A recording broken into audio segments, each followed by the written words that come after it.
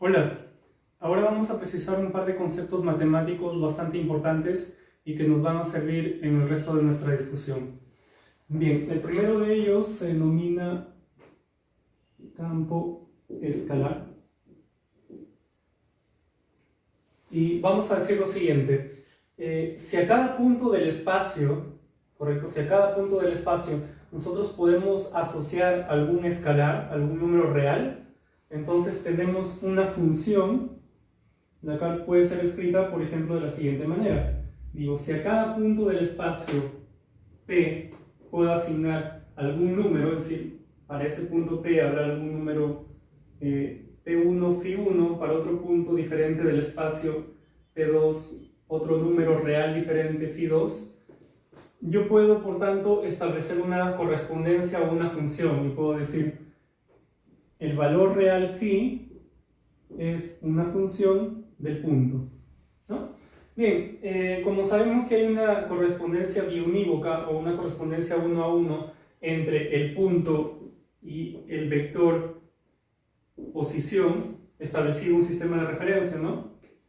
Es decir, hay una correspondencia entre R y el punto, entonces fácilmente puedo convertir esta función en esto de acá, ¿no?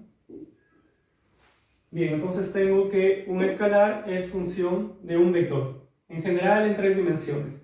Bien, a esta función se le llama campo escalar, así de sencillo.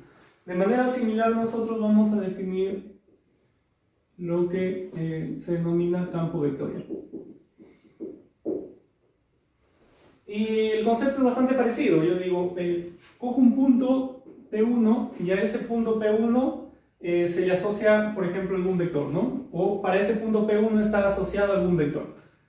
Por ejemplo, este vector que le llamo V1, ¿no? Para este punto P2 está asociado otro vector diferente, V2, y así sucesivamente, ¿no? Entonces yo puedo decir que el vector V es una función del punto y de manera similar a como hice antes, estableciendo algún sistema de referencia, puedo escribir esto como que el vector v es una función del vector posición.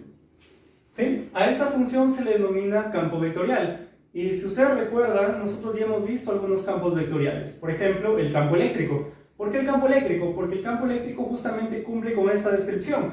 El campo eléctrico es una función del punto, es decir, puntos diferentes, o dado un punto yo puedo encontrar un campo eléctrico. Dado un punto, vamos a dibujarlo por acá, tengo algunas cargas fuente que están generando el campo eléctrico en el espacio, y yo digo, dado un punto, existe un único vector campo eléctrico, ¿no? Punto P1, P1. Otro punto diferente, habrá otro vector campo eléctrico diferente, y así sucesivamente. Es decir, el campo eléctrico es una función del punto, o si establezco algún sistema de referencia, tendré que el campo eléctrico es una función del vector posición.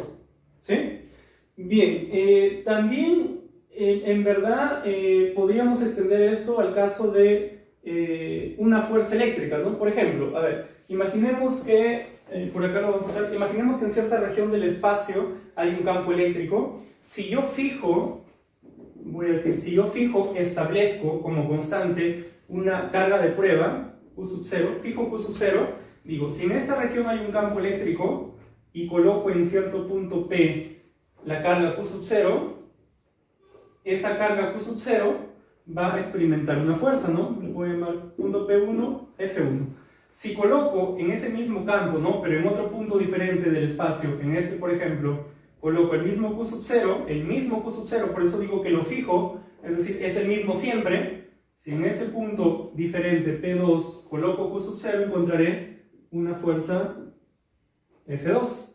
Y así sucesivamente, es decir, de nuevo observo lo mismo, ¿no? Que dado un punto puedo encontrar un vector, dado un punto puedo encontrar un vector que en este caso es fuerza, ¿no? Y por tanto puedo escribir que la fuerza es una función del punto, o si quiero que la fuerza eléctrica es una función del vector posición cuando haya establecido un sistema de referencia, ¿no?